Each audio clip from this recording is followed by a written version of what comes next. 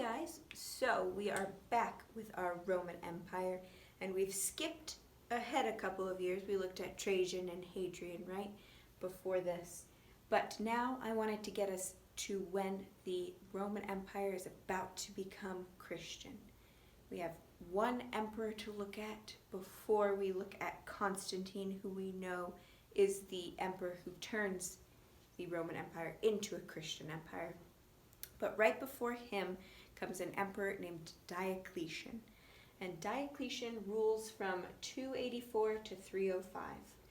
He was born in very low status. His family didn't come from an important noble class like many of the emperors before him had come from, or from these great families like we think about Caesar and Augustus, right?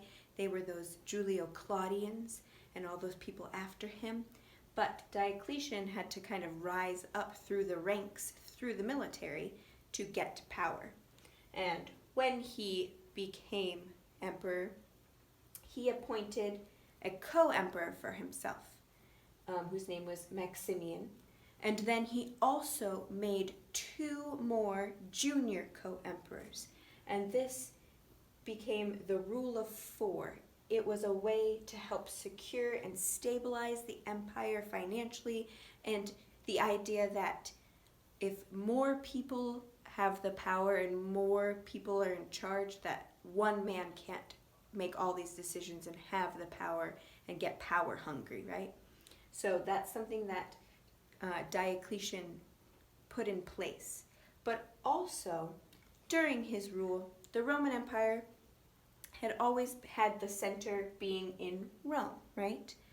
During this time, the empire splits into two parts, and you have the western part of the Roman Empire and the eastern part. The western part, I put a little line on the map here, goes over and has Spain and Portugal and England and France and Germany and Italy and parts of this northern part of Africa over here. And its capital is in Rome. So that's where Diocletian would have had his seat.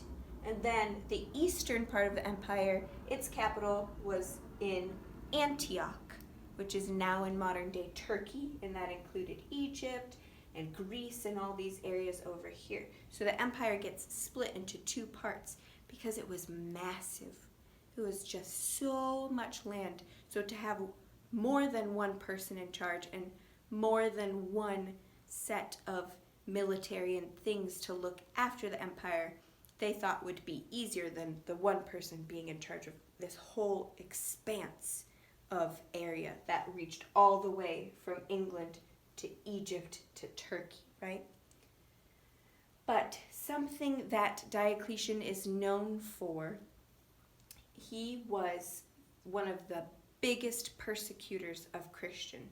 And during his reign, that was the last, the largest, and the worst persecution of Christians. Even more than Nero, even more than Caligula, like we talked about. And Diocletian was really traditional in his reverence to the Roman gods.